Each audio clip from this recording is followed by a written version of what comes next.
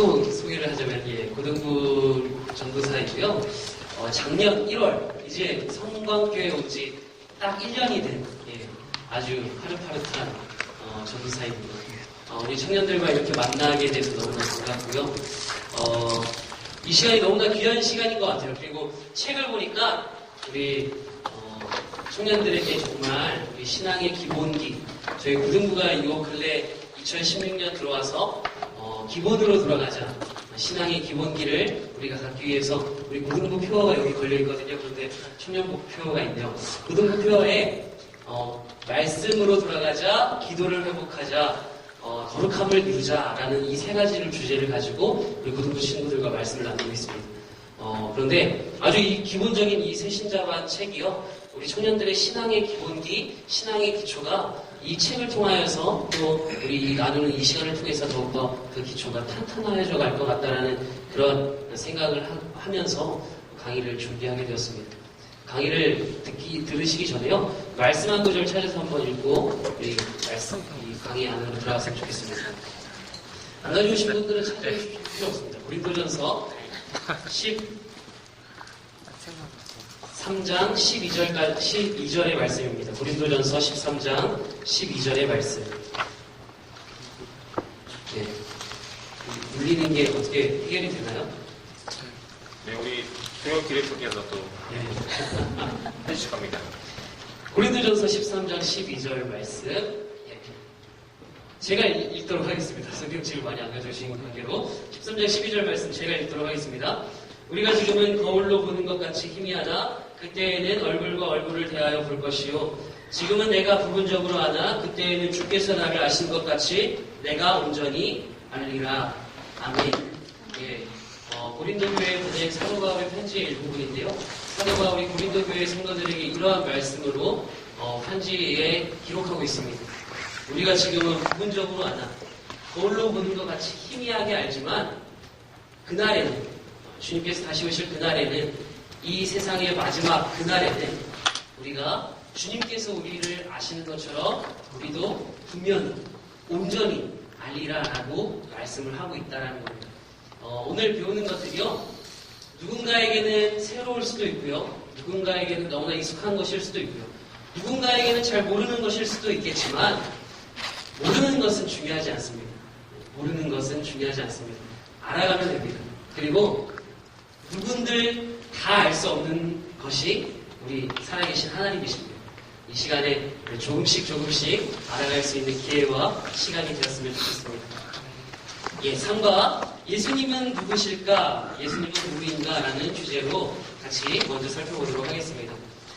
예수님, 우리 청년부 청년들이 예수님에 대해서 어떠한 생각들을 가지고 있는지 모르겠어요. 예수님은 어떤 분이신가?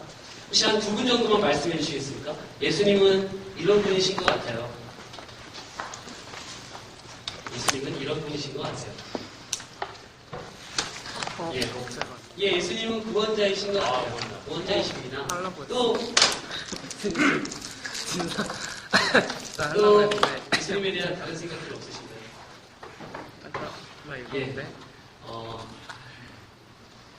괜찮습니다. 성경은 오직 예수 그리스도로만 구원이 가능하다라고 우리에게 이야기를 해줍니다. 우리가 나중에 살펴보겠지만 예수 그리스도로만 우리의 구원이 가능하다라는 겁니다. 그런데 오늘날 이 세상 속에서는요, 예수 그리스도로만이 아니라 다른 분으로도, 다른 길로도, 다른 사람으로도 우리가 구원에 이를 수 있다라는 이야기들이 계속해서 나오고 있습니다. 그렇다면 우리의 이 신앙, 예수 그리스도로만 구원받는다라는 이 신앙을 어떻게 지켜갈까? 기도를 많이 해야 지켜갈 수 있을까요? 아니면 나중에 또 다룰 주제지만 성령 충만해야 우리가 지켜갈 수 있을까요? 무엇보다도 우리 가운데 계시해 주신, 우리에게 열어서 보여주신 하나님의 말씀을 통해서 우리는 그 믿음을 지켜갈 수 있다는 겁니다. 예수 그리스도에 대해서 우리가 어떻게 아느냐? 2000년 전의 사람인데 지금 어떻게 알 수 있을까요? 예수님에 대한 하나님의 계시, 하나님의 말씀이 우리 가운데 남아있다는 것입니다. 바로 이 성경 속에 말이죠. 그렇기 때문에 우리가 예수님을 더욱더 알아가기 위해서 예수님을 더욱더 올바르게 믿기 위해서 정말 예수님이 나의 구원자이신가? 예수님만이 우리를 구원하실 분이신가? 유일한 분이신가? 라는 이 사실은 우리가 이 성경을 기반으로, 이 성경을 기초로만 그 믿음을 지켜갈 수 있다는 겁니다. 그렇게 이 책에 여러 가지 성경 구절들을 기록하고 있습니다. 그 구절들을 함께 살펴보면서 예수님에 대해서 알아갈 수 있는 이 시간이 되었으면 좋겠습니다. 첫 번째로 예수님은 누구일까? 그 첫 번째는 구원자시다라는 겁니다. 구원자. 마태복음 1장 16절 말씀 같이 읽어보도록 하겠습니다. 시작. 야곱은 마리아의 남편 요셉을 낳았으니 마리아에게서 그리스도라 칭하는 예수가 나시니라. 아멘. 이 말씀에서 그리스도란 이 헬라어인데 히브리어로 메시아, 곧 구원자라는 뜻을 가지고 있습니다. 즉 예수님은 우리의 구원자가 되신다라고 성경은 우리에게 증언해주고 있다는 겁니다.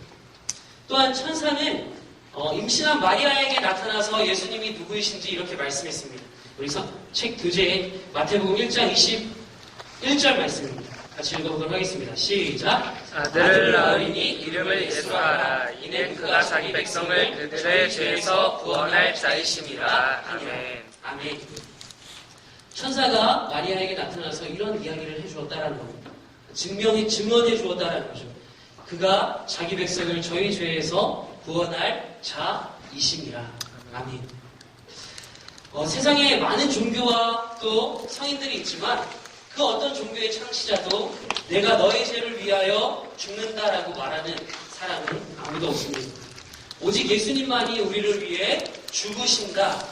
우리를 위해 죽으심으로 우리의 죄값을 치러주시려고 이 땅 가운데 오신 분은 예수님밖에 없다라는 사실을 성경은 증언하고 있다는 겁니다.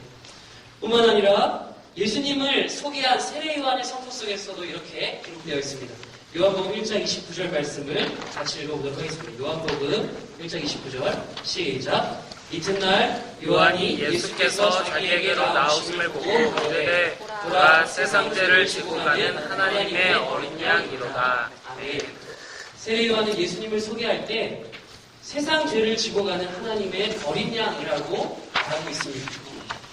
즉 예수님은 하나님께서 준비하신 우리의 속죄양이 되셨다라는 것입니다. 나중에 이 속죄양에 대해서도 이후에 뒷부분에서 다루게 되겠는데요.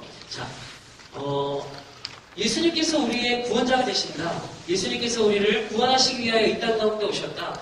예수님께서 우리의 죄를 짊어지고 가시는 어린 양이시다라는 기록들이, 성경의 증언들이 우리로 하여금 예수님을 구원자라고 믿게 한다라는 겁니다. 두 번째로 예수님은 부활자이십니다. 요한복음 11장 25절 말씀, 25절 이하 말씀 기록되어 있는 말씀을 읽어보도록 하겠습니다. 시작. 예수께서 이르시되 나는 부활이요 생명이니 나를 믿는 자는 죽어도 살겠고 무릇 살아서 나를 믿는 자는 영원히 죽지 아니하리니 이것을 내가 믿느냐. 아멘. 예수님은 우리의 죄값을 치르시기 위하여 죽음으로 끝나신 분이 아니십니다. 죽음으로 우리의 죄를 용서하고만 끝나신 분이 아니라 예수님은 죽은 지 사흘 만에 부활하셨다는 겁니다. 3일 만에 부활하셔서 우리에게 영원한 생명과 영원한 구원을 우리에게 허락해 주셨다는 겁니다. 예수님께서 죽음으로만 끝나셨다면 우리의 죄의 문제가 한 번 정도는 용서받을 수 있습니다. 그런데 예수님께서 죄에 대해서 죽으시고 우리의 모든 죄를 짊어지시고 죽으시고 다시 사셨다. 죄에 대해서 죽고 다시 살아나셨다라는 이 부활의 증거는 우리로 하여금 우리가 받은 이 죄의 용서가 영원한 것이다라는 것을 깨닫게 합니다. 예수님께서 다시 사셨다라는 것이 우리에게 영원한 구원을 증명해 주고 있다라는 것입니다. 요한복음 3장 16절 말씀을 같이 읽어보도록 하겠습니다. 또 교재에 있는데요. 요한복음 3장 16절 말씀입니다. 시작. 하나님이 세상을 이처럼 사랑하사 독생자를 주셨으니 이는 저를 믿는 자마다 멸망하지 않고 영생을 얻게 하려 하심이라. 아멘. 예수님께서 부활하셔서 우리가 얻는 유익이 있습니다. 우리의 죄에 대한 용서가 영원하다라는 겁니다. 일회적인 것이 아니라 영원하다라는 것입니다. 우리의 구원도 한 번 우리의 죄를 용서해 주신 것이 아니라 우리의 구원도 영원하다라는 겁니다. 예수님께서 십자가에 달려 죽으시고 부활하심으로 인해 우리가 받은 죄 용서가 영원한 것이고 우리가 받은 구원이 영원한 것이고 또한 우리에게 주신 생명이 영원하다는 겁니다. 예수님께서 죄에 대해서 죽으셨을 때 우리도 죄에 대해서 죽었다가 예수님께서 다시 사셨을 때 우리가 그 예수님의 다시 사심으로 우리도 다시 살아나는 그러한 은혜를 입은 자들이라는 말입니다. 예수님께서 죄에 대해서 죽으셨고 다시 사심으로 인해서 우리 또한 이 죄에 대해서 죽었고 이 죄의 종로로 타던 우리의 몸에서 구원받았고 영원한 생명을 얻게 되었다라는 것이죠. 그렇다면 정말 예수님께서 부활하신 것이 사실일까? 이 교재는 계속해서 이야기를 하는데요. 예수님께서 부활하셨다라는 증거는 어디에 있을까? 생각해 보셨습니까? 여러 가지 이야기를 많이 들으셨겠죠. 무덤이 비었대. 예수님 무덤이 비어있대. 예수님의 무덤이 어디 있는지도 몰라. 죽었으면 무덤이라는 것이 남아있어야 되는데 말이죠. 그런 이야기들을 많이 들었을 겁니다. 그런데 이재철 목사님은 탁월한 이야기를 말씀하시더라고요. 지금 이 시간에도 오늘날에도 예수님으로 하여금 예수님으로 말미암아 새 생명을 얻는 사람들이 있다라는 겁니다. 이것만큼 부활의 확실한 증거가 없다는 거죠. 예수님께서 다시 살아나셨기 때문에 우리는 새 생명을 얻었습니다. 그런데 2000년이 지난 지금도 예수님으로 말미암은 그 구원과 그 생명이 다른 사람들에게 주어지고 있다는 겁니다. 믿음으로 말미암아 믿는 자들에게 이 생명이 계속해서 주어지고 있다는 겁니다. 생명이 수여되고 있고 생명이 주어지고 있다. 이것만큼 예수님의 부활을 증명하는 또 다른 확실한 증거는 없다라고 이재철 목사님 말씀하시는데 저도 여러 이성적인 생각들 무덤이 비어 있었고 그래 또 그런 내용들이 나와요. 제자들이 거짓말이었다면 정치인의 이야기를 하면서 머리 좋은 사람들 법학도들 정치인들이 거짓말을 하면 쉽게 들통이 나더라. 그런데 무식한 제자들 어부들이었던 제자들의 거짓말은 왜 2000년이 지나도록 그 거짓이 폭로되어지지 않고 거짓이 들통나지 않고 있는가? 이러한 이야기들을 한단 말이죠. 이성적으로는 우리가 그렇구나. 그렇게 따지면 예수님이 다시 살아나신 것이 분명하지. 그런데 이거보다 더 중요한 증거는요. 예수님으로 말미암아 지금도 예수님의 생명을 받는 사람들이 있다라는 거예요. 지금도 죄에 대한 회개 또한 세례를 통해서 말씀을 통해서 나중에 믿어도 예수님의 그 부활의 생명이 전해지고 있다는 사실 이거보다 더 예수님의 부활에 대한 확실한 증거는 없다라는 거예요. 이 말씀을 읽으면서 제가 되게 은혜가 되더라고요. 예수님의 부활의 증거 오늘도 새 생명을 받는 사람들 새 생명을 입은 사람들이 있다라는 겁니다. 다 건너뛰었습니다. 시간을 최대한 좀 단축하기 위해서 다 건너뛰었습니다. 예수님의 부활에 대한 이야기가 나오고요. 세 번째로, 예수님은 구원자이시다. 예수님은 부활자이시다. 세 번째로, 예수님은 참 인간이시다라고 우리는 믿고 있습니다. 마태복음 16장 13절 말씀인데요. 우리 교재에 기록되어 있습니다. 마태복음 16장 13절, 우리 넘어가셔서 찾으셨으면 같이 읽어보도록 하겠습니다. 시작.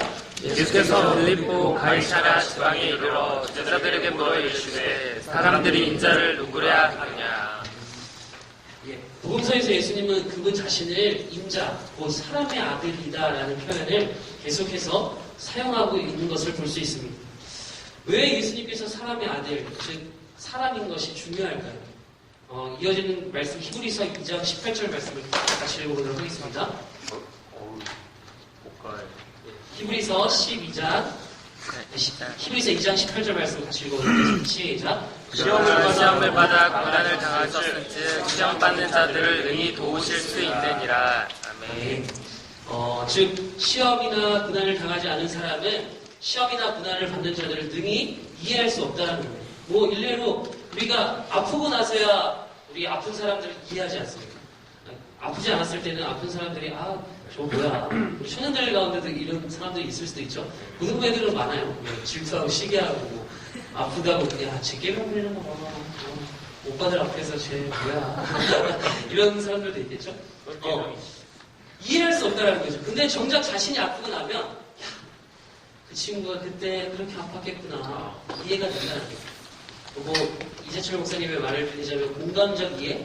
공감적 이해라고 되어 있나요? 네, 공감적 이해라고 하는데 예수님께서 이 땅 가운데 사람의 몸을 입고 오신 이유는 다른 데 있지 않고 우리를 더 이해하시고자 하심에 있다는 겁니다. 예수님께서 정말 인간의 몸을 입으시고 가장 누추한 곳 그 마구간에 오신 이유가 가장 비천한 사람들, 가장 낮은 곳에 있는 사람들, 가장 이 사회 속에서도 그늘에 있는 사람들, 그 소외된 사람들을 이해하시고자 예수님께서는 우리 가운데 오셨다라는 겁니다. 뿐만 아니라 예수님께서 인간의 몸을 입고 오시면서 동시에 누가복음 1장 35절 말씀 같이 읽어볼까요? 우리 교재를 넘겨보는 겁니다. 하나님의 아들이라는 부분인데요. 누가복음 1장 35절 말씀. 좀 강의를 좀 수월하게 하기 위해서 좀 제가 요약을 했거든요. 그래서 교재를 말씀드리지 못한 점을 양해해 주시기 바라고요. 누가복음 1장 35절 말씀 같이 읽어보도록 하겠습니다. 시작. 천사가 대답하여 가로되 이르되 성령이 내게 임하시고 지극히 높으신 이의 능력이 너를 덮으리니 이러므로 나실 바 거룩한 자는 하나님의 아들이라 일컬어리라. 아멘. 예수님은 사람의 아들, 인자이면서 동시에 하나님의 아들이다라고 성경은 기록하고 있습니다. 하나님의 아들은 곧 하나님을 가리킵니다. 이런 이야기가 있죠. 개의 새끼는 강아지. 그런 이야기, 이제, 네. 강아지도 개인 거죠. 그러니까 예수님도 하나님의 아들이라고 했을 때, 하나님이시다라는 겁니다. 그런데, 이 하나님이신 분, 예수님이 인간이면서 가장 낮은 사람도 이해하시지만, 또한 하나님이시기에 가장 높은 권력에 있는 사람들마저도 예수님께서는 이해하신다라는 겁니다. 이 땅 가운데 인자여 하나님의 아들로 오신 예수님은 이 세상 가운데 이해하지 못할 사람이 없다라는 겁니다. 그렇기에 우리를 이해하시고 낮고 가난한 자들의 아픔만 이해하실 뿐만 아니라 높고 부유한 자들의 고독과 아픔도 이해하실 수 있다라는 겁니다. 다시 말해서 모든 사람들의 고통과 그 아픔을 이해하시고 우리의 참된 구원자가 되실 수 있으시다라는 겁니다. 네 번째로 예수님은 참 하나님이십니다. 이 부분을 먼저 설명해 드리고 싶은데요. 우리가 오랜 이 기독교 역사 가운데 초기 때부터 1세기 때부터 예수님에 대한 이러한 논쟁이 있었습니다. 이 베레베우스 베레호모라는 이야기인데요. 참 하나님, 참 인간이라는 겁니다. 참 하나님이시면서 동시에 참 인간이다. 굉장히 역설적인 것이죠. 우리는 다 참 인간이죠. 누구든지 다 참 인간입니다. 그런데 참 인간이면서 동시에 하나님일 수 있는 사람은 아무도 없다는 겁니다. 이만희 정도는 돼야 됩니다. 이만희 정도는 돼야 참 인간이면서도 참 하나님일 수 있는데, 어느 누구도 참 인간이면서 참 하나님일 수 없다는 거죠. 그런데 예수님만이 참 인간이면서 인간의 몸을 입고 오셔서 우리의 모든 것을 이해하시고, 우리의 모든 성장을 아시고, 동시에 참 하나님이시기에 온전히 우리의 구원을 이루실 수 있다는 겁니다. 마태복음 1장 23절 말씀을 같이 읽어보도록 하겠습니다. 마태복음 1장 23절 말씀입니다. 시작. 보라 처녀가 잉태하여 아들을 낳을 것이요 그 이름은 임마누엘이라 하리라 하시니 이를 번역한즉 하나님이 우리와 함께 계시다 함이라. 즉 예수님은 우리와 함께 계시는 하나님이시기 때문에 그분의 구원과 도우심은 완전하다라는 겁니다. 우리가 누군가를 사랑한다고 해도요 완전히 사랑할 수는 없습니다. 누구나 마찬가지입니다. 저도 마찬가지고요. 제가 아내를 사랑하고 저희 아들을 사랑한다고 해도 때로는 지치고 힘들 때가 있습니다. 완전할 수 없다는 거죠. 누구나 사람을 사랑해도요 그 사람을 완전히 구원해 줄 수도 없습니다. 뭔가 우리 남자 청년들이 공감할 이야기일 수도 있는데 우리가 PC방에 죽치고 앉아있는 남자친구라고 생각합시다. 요 그래도 롤이 인기인 것 같더라고요. 고등부 애들한테 물어보니까 롤이 인기예요. 롤에 빠져있어요. 여자친구들의 소망은 무엇일까요? 이 남자친구를 롤이라는 이 악한 세력으로부터 구원해내는 롤을 하기보다는 나와 만나는 시간들로 만들어가는 겁니다. 그런데 아무리 사랑해도 아무리 사랑해도 그 사람을 그 게임으로부터 구해내줄 수가 없습니다.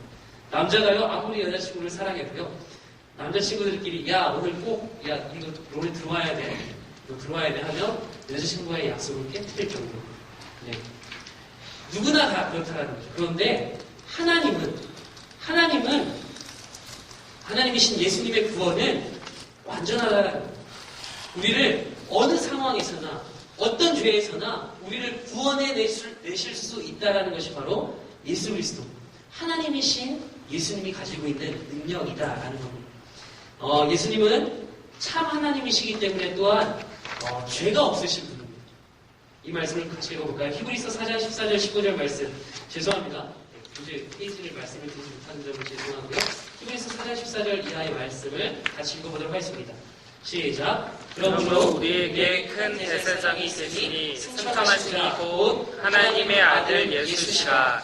우리가 믿는 우리를 굳게 잡을지어다. 우리에게 있는 대제사장은 우리의 연약함을 동정하지 못하실까 아니요 모든 일에 우리가 똑같이 시험을 받으시리로되 죄는 없으시니라.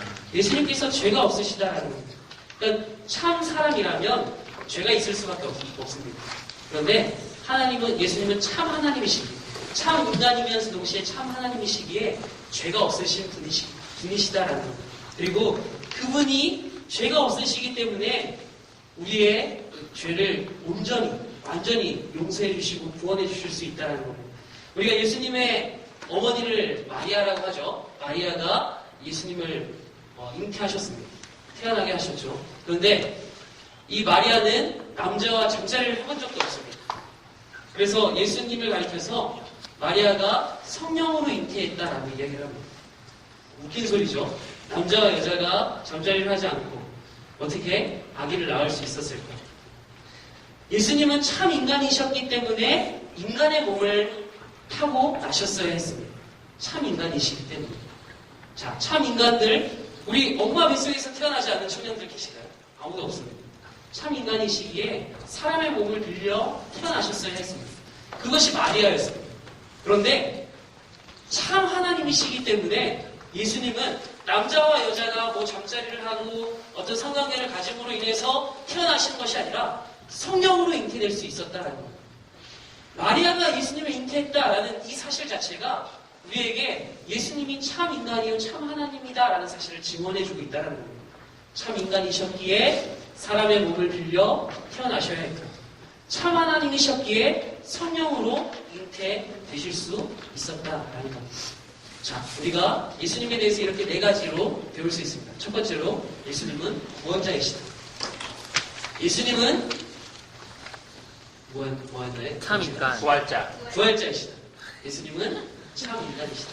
예수님은 참 하나님이시다. 이것이 성경이 우리에게 가르쳐주고 있는 예수님에 대한 이 성경의 증거라는 겁니다. 우리가 이 성경의 증거를 붙들 때에 우리의 예수님을 향한 우리의 믿음이 자라날 수 있는 거예요. 다른 사람들의 어떤 감정적인 이야기, 내가 자다가 꿈에 예수님을 봤어. 그 예수님이 팔이 좀 희귀하게 생겼더라. 그것은 우리의 믿음의 이익이 되지 않습니까? 내가 하나님을 경험했어. 그것이 우리의 믿음을 증명해 주지 않습니다. 우리의 믿음이 증명되는 거는요, 이 말씀에 있다는 겁니다. 이 말씀을 가리켜서 우리가 나중에 다음 주에 말씀, 제가 원래 그걸 강의하기로 됐었는데요. 말씀을 가리켜서 우리는 하나님의 계시라고 하거든요. 계시가 무슨 말이냐면요, 열어서 보여주다라는 뜻입니다. 그러니까 하나님이요, 우리 꽁꽁 감싸져 있는 분이 아니라요, 얘들아, 너 나 알고 싶지? 너 나 알고 싶지? 하면서 열어서 보여주신 것이 계시고 그 계시가 하나님의 말씀이다라는 거예요. 이 말씀에서 우리가 하나님을 알 수 있는 거고 이 말씀을 통해서 예수님을 알 수 있는 거지 다른 어떤 것에서 우리가 예수님을 알 수 있다? 물론 기적적으로 알 수 있는 사람들도 있겠죠. 그러나 이 성경만큼 확실한 증거, 확실한 계시는 없다라는 거예요. 예, 그렇다면 왜 우리가 예수님을 통해서만 구원을 받을 수 있을까요? 왜 예수님을 통해서만 구원을 받을 수 있을까? 우리 말씀이 나와 있죠. 요한복음 14장 6절, 그리고 사도행전 4장 12절 말씀은 이렇게 기록하고 있습니다. 같이 읽어보시죠. 요한복음 14장 6절 말씀입니다. 시작. 예수께서 이르시되 내가 곧 길이요 진리요 생명이니 나로 말미암지 않고는 아버지께로 올 자가 없느니라. 사도행전 4장 12절 말씀입니다. 다른 이로서는 구원을 얻을 수 없나니 천하 인간의 구원을 얻을 만한 다른 이름을 우리에게 주신 일이 없음이니라 하였더라. 예. 예수님만으로 구원을 받는다. 예수님을 믿음으로만 구원받을 수 있다라는 말은요, 어떻게 보면 독선적으로 보일 수도 있습니다. 그러니까 다른 길은 없다라는 거죠. 그래서 세상 사람들은 이렇게 이야기를 하죠. 야, 기독교인 편협하다. 아, 되게 배타적이다. 우리의 종교를 인정해주지 않는다. 그것을 이야기한다라는 겁니다. 그러나 예수님을 통해서만 구원받느냐, 구원받는다. 이 진리는 우리가 절대 타협할 수 없다라는 겁니다. 그것은 우리 자신이 누구인지를 몰라서 하는 이야기입니다. 우리가 구원받을 수 있는 길이 왜 예수님밖에 없는지 우리 자신을 모르기 때문에 우리가 오해할 수밖에 없다라는 것이죠. 우리가 지난 주에 아마 이런 이야기를 했던 것 같아요. 인간이란 무엇인가? 하나님에 대해서, 인간에 대해서, 나에 대해서 우리가 강의를 했었을 텐데, 사람은 자신을 알고 있다고 생각하지만 대부분의 사람들이 가장 모르고 있는 것이 자기 자신입니다. 저도 때로는 내가 참 누구인지 그게 궁금할 때가 있거든요. 내가 뭐 그런 시들도 있어요. 나는 누구인가. 보헤마. 본헤퍼라는 제가 정말 존경하는 목사님인데요. 대치일 본헤퍼 목사님이 그 감옥 옥중에서 나는 누구인가라는 시를 썼어요. 한번 읽어보시면 그 뛰어난 신학자도, 그 뛰어난 목회자도 나에 대해서 지금 뭐라고 내리지를 못하라고, 저희 내리지 못하더라고요. 우리는 누구나 다 그렇다라는 거예요. 누구나 우리가 알고 있듯이 우리는 누구나 죄인일 수밖에 없다라는 사실을 우리는 계속해서 깨달아야 합니다. 본질적으로 아담의 후손이 된 우리들은 본질적으로 죄인일 수밖에 없다라는 거죠. 그렇기 때문에 하나님 앞에서 도토리 키재기를 하며 피재기를 하듯 나는 무죄하다라고 말할 수 있는 사람도 아무도 없다라는 겁니다. 그것은 종교의 창시자나 또 성인들도 마찬가지입니다. 그들이 죽었다라는 것, 종교의 창시자들 그리고 성인들이 죽었다라는 것은 그들도 죄의 문제를 해결하지 못했다라는 것을 증명해 줍니다. 반대로 예수님은 이 땅에 태어났던 인간 중에 참된 우리의 구원자이시며 부활자이시며 참 인간이시자 참 하나님이시기에 우리를 죄에서 구원하실 수 있는 참 하나님이 되신다라는 사실을 우리는 이 성경을 통해서 증언받습니다. 예수님은 왜 십자가에서 고통스럽게 죽으셔야만 했을까요? 우리 패션 오브 크라이스트를 많이 보셨을 거예요, 그렇죠? 저도 봤을 때 그때 갑자기 권사님들이 굉장히 많이 오셨어요. 어떡해! 영화관에서 보셨어요? 진짜 장난 아니에요? 권사님 막 울면서 어떡해 주여! 이러면서 영화 정말 장난 아니에요. 강변에서 봤는데 강변 시리즈에서 봤는데 오흥에. 와, 나 뜨거운 거예요. 알아요. 예수님이 나 때문에 죽은 거 알아요. 예수님이 죽는 모습이 참 아픈 것도 사실이에요. 그런데 다른 일반 사람들도 봤을 거 아니에요. 그런데 막 거기에서 주여 어떡해! 야, 그건 참 그렇더라고요. 그래서 왜 예수님이 그렇게 고통스럽게 십자가의 피와 물을 다 쏟으시면서 죽으셔야 했을까요? 출애굽기의 6월절을 먼저 생각해 보도록 합니다. 출애굽기 12장 21절 이하의 말씀인데요. 교재에 나와 있죠. 출애굽기 12장 21절 이하의 말씀을 같이 읽어보도록 하겠습니다. 시작. 모세가 이스라엘 모든 장로를 불러서 그들에게 이르되 너희는 나가서 너희의 가족대로 어린 양을 택하여 6월절 양으로 잡고 무술초 묶음을 가져다가 그릇에 담은 피에 적셔서 그 피를 문 인방과 좌우 설주에 뿌리고 아침까지 한 사람도 자기 집 문 밖에 나가지 말라. 여호와께서 애굽 사람들에게 재앙을 내리려고 지나가실 때에 문 인방과 좌우 문설주의 피를 보시면 여호와께서 그 문을 넘으시고 멸하는 자에게 너희 집에 들어가서 너희를 치지 못하게 하실 것임이니라. 아멘. 예, 제가 빨리 이 강의하는 일을 빨리 만드느라고 이 페이지 수를 적었으면 더 쉽게 강의를 할 수 있었을 텐데요.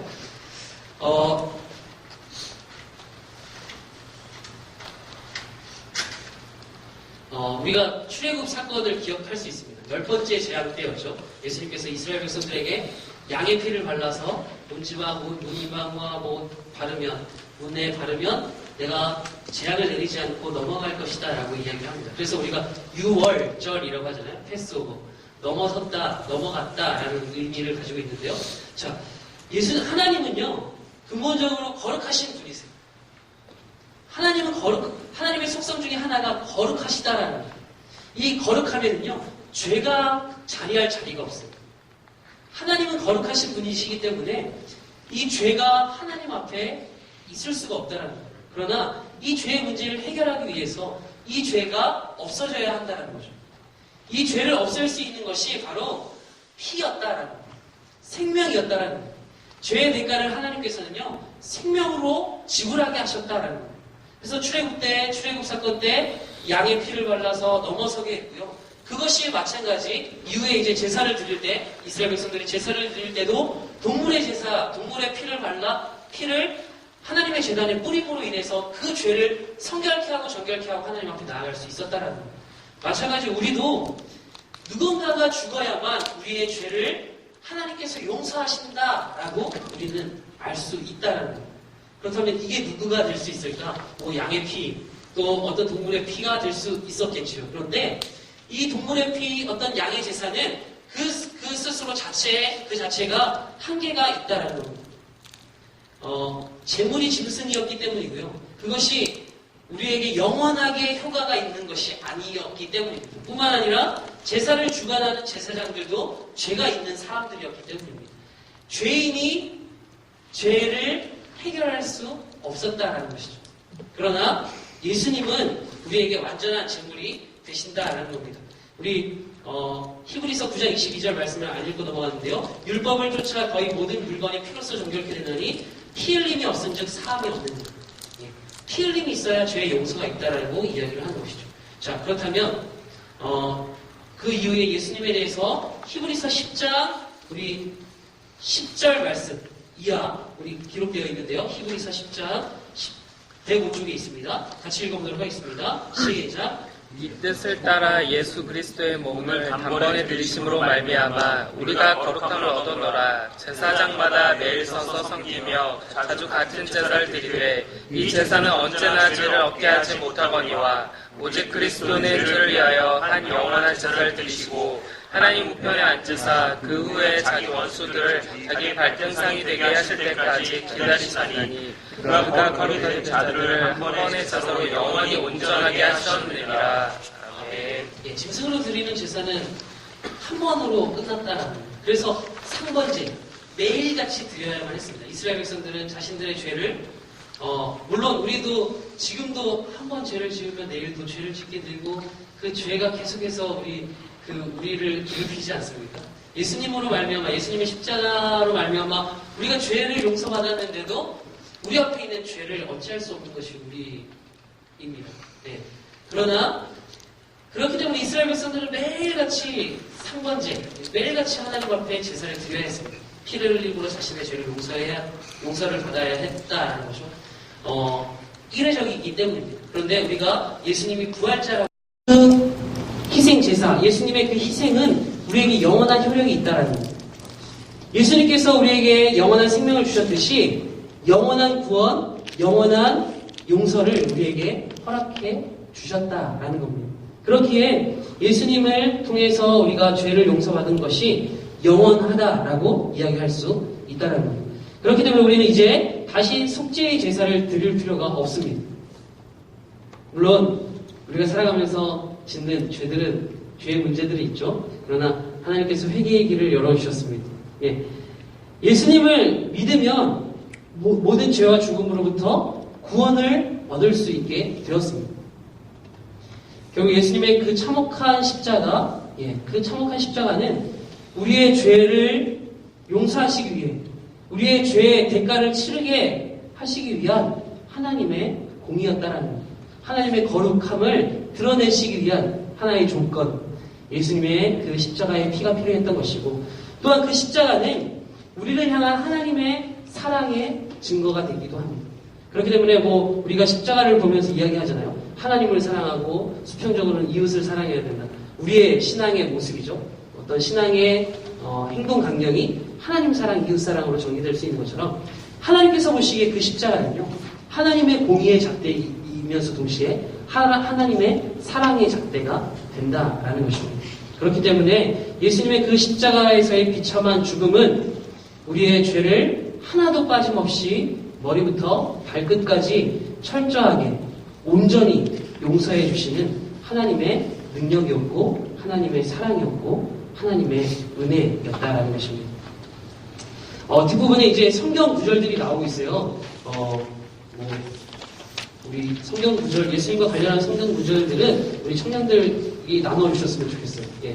그 구절들이 뭐 읽고 우리 이재철 목사님이 너무 풀이를 잘해 놓으셨어요. 그리고 또 하나의 강구의 말씀을 드리자면 책이 너무 뭐랄까 다 풀어놓았어요. 우리 이재철 목사님 너무 잘 풀어놓으셔서 예, 친절하게 그렇죠. 이런 책은 교제용으로 이제 같이 이렇게 교제하면서 나누는 게 좋지 않나 그런 생각도 해봤고요. 왜냐면 차라리 예수님은 누구신가에 대해서 전도사님이 알아서 그냥 자유강의 해주세요 그러면 막 이렇게 뭐라도 말할 수 있을 것 같은데 여기에 묶이게 되는 것 같아요.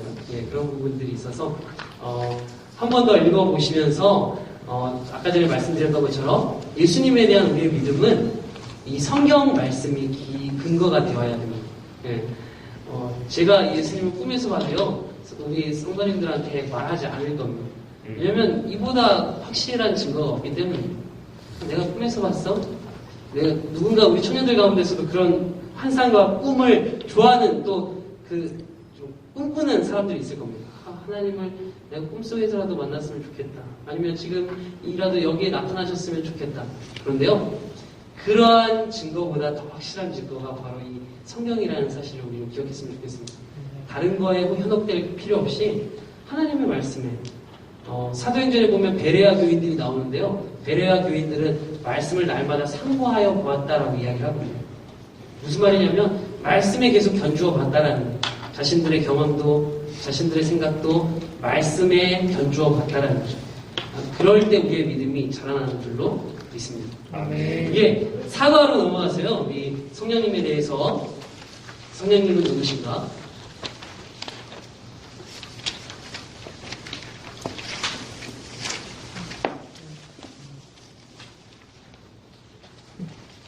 네, 참